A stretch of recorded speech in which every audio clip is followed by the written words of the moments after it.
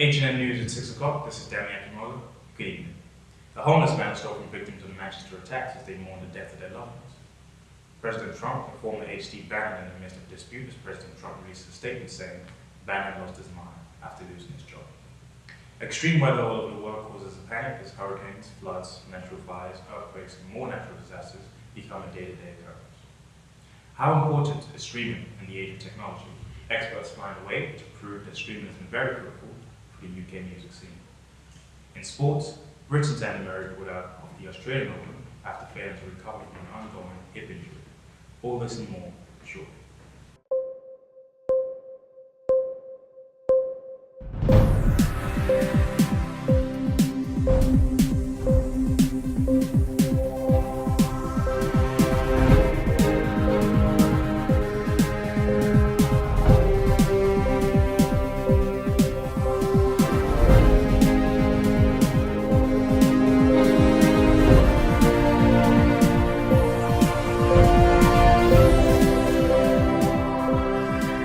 A homeless man who stole a purse and a phone from victims of the Manchester attacks has admitted that Chris Parker was initially dubbed a hero for claiming he comforted a seriously injured girl at the Manchester bombings, which occurred during the concert of singer Ariana Grande. He claimed the lives of 33 people and injured over 500 people on the 22nd of May 2017. A tragic incident carried out by suicide bomber Salman Abdi. CCTV footage played to Manchester Crown Court showed him wandering between stricken victims. He kept returning to injured Pauline Healy, whose granddaughter lay dying nearby, before leaning over her and taking her handbag to steal the purse. The footage showed paramedics and police trying to resuscitate the victims close by as he did so. The day after the bombing, Parker gave an interview to Press Association, saying he had been begging him for 44 hours at the arena at the time of the blast. He said, "It knocked me to the floor, and then I got up, and instead of running, my gut instinct was to run back and try and help." Within hours of taking the purse, he was using Mrs. Healy's bank card at the local fast food restaurant. It had also been reported that he had stolen an iPhone from a victim who cannot be named due to legal reasons. Defendant Parker, John Broadley, told the court, "The only thing we can do is plead guilty and sincerely apologize for this appalling behavior on that evening." John Broadley also asked for pre-sentence reports of Parker, who has had a string of previous convictions dating from 2000 to last February, including the death of a person and woman, and numerous shoplifting and burglary offences. Former White House aide Steve Bannon lost his mind after losing his job at the White House, US President Donald Trump has said. Bannon was executive chief officer of the Trump campaign in its final 3 months, and the White House chief strategist for 7 months before returning to the White House. The president disavowed Mr. Bannon after he was quoted in a new book describing a meeting between Trump's son and a group of Russians as treasonous. The Russians had offered Donald Trump Jr.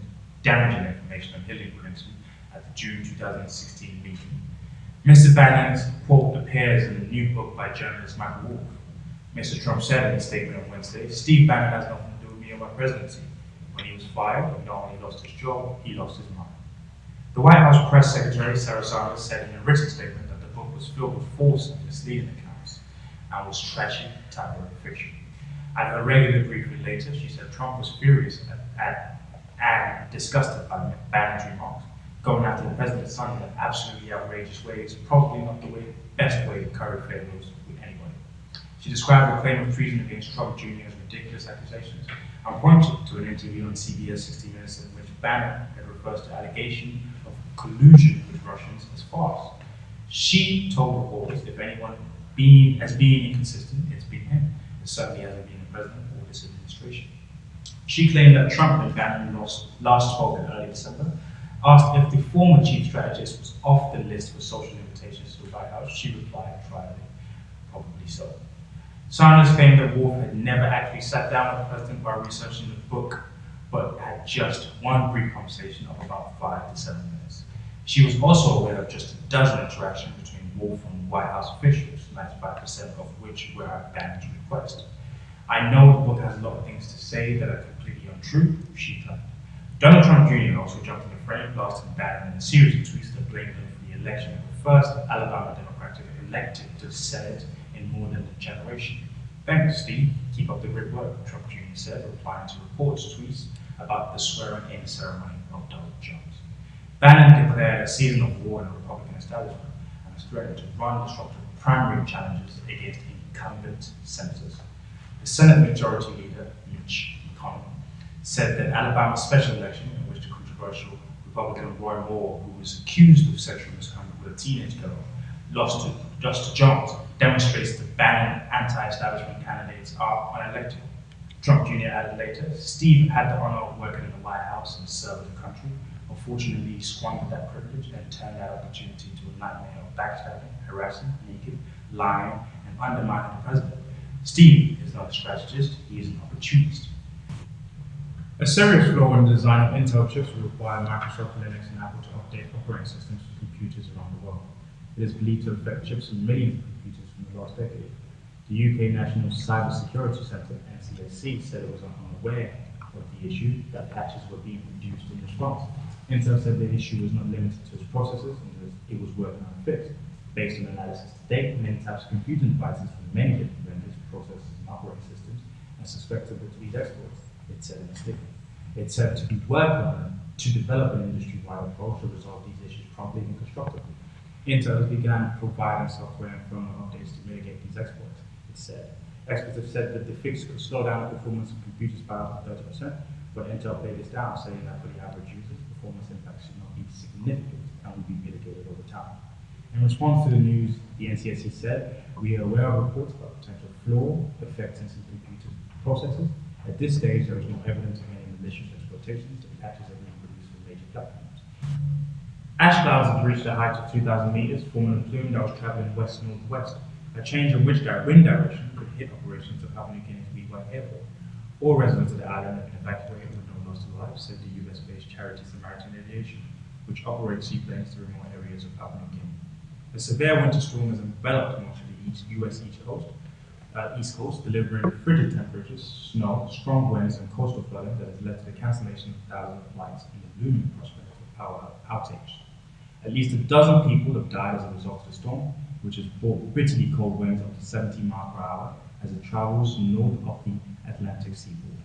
Forecasters have referred to the storm as a bomb cyclone due to an unusual rapid drop in atmospheric pressure that has triggered hurricane-like conditions. Ryan Mao, a US meteorologist, called the event one of the fastest intensifying non-tropical storms in historical analysis. Scientists say 2017 is set to be the third warmest year recorded in the US as they look back at the year littered with stark signals of climate change. The year-to-date average temperature across the contiguous US has been 2.6 Fahrenheit above the 20th century average, according to the National Oceanic and Atmospheric Administration, NOAA. Placing only behind 2012 and 2016 in terms of record warmth, December may influence the overall 2017 ranking, but according to Jay Crouch, a climate scientist, he says we can say with confidence that the year will be in at least the top 5 for record warm, as it's been another really warm year for the contiguous US. Crouch said the last time we saw a year with below average temperatures was 1996, so this would be the 21st consecutive year that's above average. And even though it's not a record, we are seeing climate change manifest itself.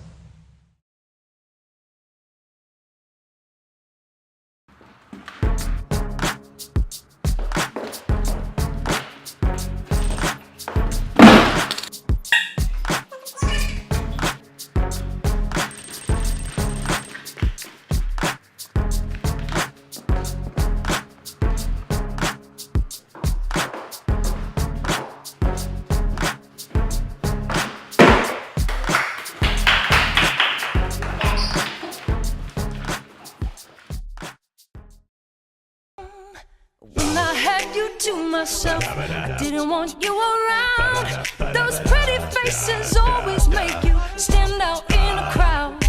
But someone picked you from the bunch. One glance was all it took. Now it's much too late for me to take a second look. Oh, baby, give me one more chance. New Galaxy Salted Caramel. When life isn't smooth, go salty. I hope my hair stays in style. I never want this to get messed up. Oh, VA5. I hope that this does the trick.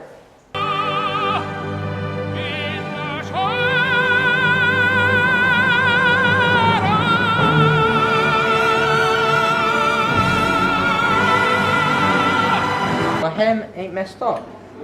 Nice. VO5 wet look styling gel. He's got style and he knows it.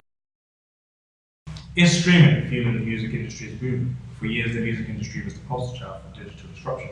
The record giants were portrayed as dinosaurs, thrashing around helplessly as piracy took away their revenue. And tech giants took on the job of leading the industry into the future. But today is bright, confident morning again for the UK music business, as most of the credit goes to the boom in streaming. Overall music revenues grew by 9.6% in 2017, according to the Entertainment Retailers Association, with streaming revenues from subscriptions to services like Spotify up 41.9%. Separate figures from the BPI, which represents the record label, show that streaming now accounts for more than half of the UK music consumption. Despite a lot of reference talk about vinyl revival, that's still a pretty small contributor, and overall physical sales were down 3.4%. CD album sales dropped 12%, while downloads using services such as iTunes and Amazon died 23.4%, and according to the BPI official charts company. But cassette tapes also made a surprise comeback, registering a 43% rise in sales, as the soundtrack to the film Guardians of the Galaxy and the rock act Kasabian produced popular albums on the almost defunct format. However, the number of cassettes sold last year was still only 22,000. Certainly, the big companies seem convinced that the good times are back. News of bump pay packages awarded to the executives at Warner Music Group raised eyebrows recently. But not everyone is so sure that the days of first-class travel and unlimited spending and flowers for the offices are or should be back. Two forces, the power of the tech platforms and the anger of the artists, mean the days of disruptions may not be over. But streaming, once regarded with deep suspicion by both the artists and the labels, now looks like a path back to prosperity in the digital era. Hello and welcome to the entertainment section with me, Shamari Cullen. Keeping with the building traction of the popular Marvel movie universe, the upcoming film Black Panther, directed by Ryan Coogler, will aim to bring to life Wakandan King T'Challa, a character acclaimed by many comic book fans. Early looks at recent trailers and posters seem to show that the movie, like most Marvel movies, will impress new fans and hardcore ones alike.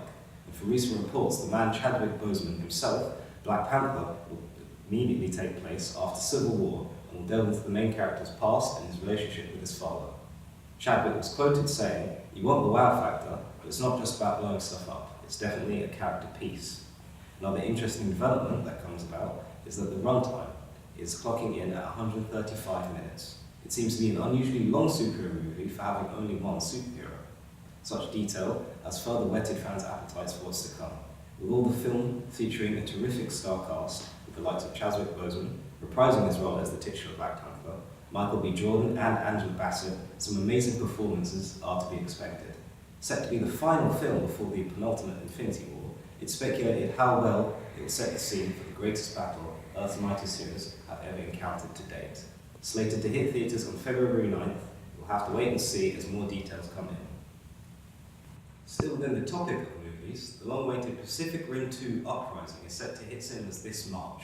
The sequel will see the Star Wars actor John Boyega as the main character, being the son of the character Stacker Pentecost, who died in the previous film. With only 2 trailers to date so far, little is known about the sequel. Guillermo del Toro has been confirmed stepping down from his role as actor due to his commitments with the upcoming film Shape of Water. Screenwriter and director Stephen DeKnight has stepped up to the plate, known for the popular Star Zone TV show Spartacus, Blood and Sand. We'll just have to see if he can live up to the massive cult following the first movie gathered since its release. The camera on. Yeah, I know, I was about to say that. Oh, sorry, man. Camera ready, Camera. sound ready, Sound is rolling. and action. Moving on to the world of games, the long-awaited remake of the sci-fi horror title System Shock 2 has been announced to be finally released this year. After much debate and hassle over its fluctuating release date, it seems that Night Dive Studios are confident they can ship a finished product early this year. After the massive success that was their Kickstarter campaign, raising $1.3 million for the classic remaster. Results from trailers and gameplay reveals are looking extremely promising. The dev team seem to have not only captured the original claustrophobic and creepy atmosphere of the original, but also incorporated new and interesting game mechanics. Developers have been seen to be making great efforts in recreating the original experience with modern adjustments that its older self lacked, making it harder for some to get into. It was stated by the game's director James Fader that the Unity engine isn't the best for making FPS games on console, so we spent a few weeks researching other game engines and decided to pull the trigger and move forward with the Unreal. This sudden shift in engine could explain the delay, but recent updates have shown the project has greatly benefited from it. Within the realm of computing, recent developments have led to the announcement that the company Nvidia have released what is now being called the most powerful graphics card in the world to date. The Titan GeForce 5, boasting an insane 25 billion transistors, 24 gigabytes of video memory, costing a whopping $3,000 in US dollars, and even having elements of deep learning technology, basically meaning that the software within the card learns and adapts as it's being used. And while these specs are a tad bit beyond anything required in the world of PC gaming, experts say that the new graphics card could revolutionise the course of cryptocurrency mining, which could lead to some interesting developments considering the ever-growing price of Bitcoin and Ethereum in both the US and British market. Experts even claim that this graphics card proves to be so powerful, a potential use could be to run sophisticated artificial intelligence systems. In further news, a recent controversy has arisen in terms of net neutrality, stating that internet service providers will now gain the power to speed up or slow down internet speeds depending on how much consumers pay. This could potentially mean that bigger companies can now make it so their websites load quicker than smaller companies. Of course, the internet is up in arms, with already thousands signing petitions to reverse the law. Now back to Danny for more on the matter. Net neutrality, what does it mean? Why has it suddenly become a part of our discussion, and should we be worried? Ladies and gentlemen, I'm here today to educate the uneducated on the subject of net neutrality, of course. But before I answer your questions, first we must talk about what the internet is and just how important it is. For me as an individual, the internet is a place of freedom. Freedom to do whatever, to be whatever, to see whatever, freedom. And yes, of course, this comes with pros and its cons, but what doesn't? On one hand, I use the internet to unearth the truth about certain issues that are dear to my heart. I use it to watch my favorite shows, my favorite music videos, artists, etc. But on the other hand, the internet has its dark side, where we find porn, damaging videos of other human beings, and websites that sell parts. And although these things existed before the internet, an argument can be made that the internet has made this easier. So, what is net neutrality? Net neutrality means that all internet service providers will treat all online content equally, also known as the open internet. The chairman of the FCC, Ajit Pai, is not a fan of net neutrality and has been very public about this. He believes the internet providers should be able to block or slow down these websites and take cuts from the big websites to deliver their content to users. And it turns out his other two colleagues, Michael Radley and Brandon Carr, agree, and the existing net neutrality rules within summary states that everyone with an open internet provider, no matter how big or how small, should be able to access everything on the internet. This was demolished in a 3-2 vote on December 14, 2017. And of course, companies like Amazon and Hulu will be able to pay internet service providers that increase the price, but this will in turn mean that not everyone will be able to use their service as the prices slowly go higher and higher. And in order to make some websites faster, some websites will become slower. This makes the life of any startup company that relies on the internet a lot harder unless they are backed by a lot of money.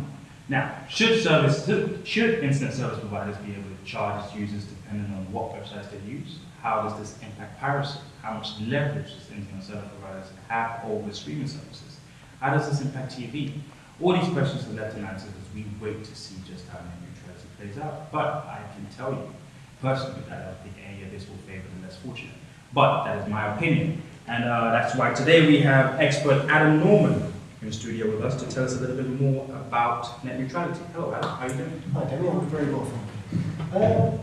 So, I guess my first question is, do you know what net neutrality is? I suppose being here as an expert, I should really know what it is. So yes, the basic premise of net neutrality is basically to stop, American internet service providers having monopoly or control over the content that's freely available on the internet as we currently know it. This, for instance, could prohibit the access to certain websites, the content that's available on those websites, and applications which are available to use, such as you mentioned there, streaming services, Netflix and other things that may be affected.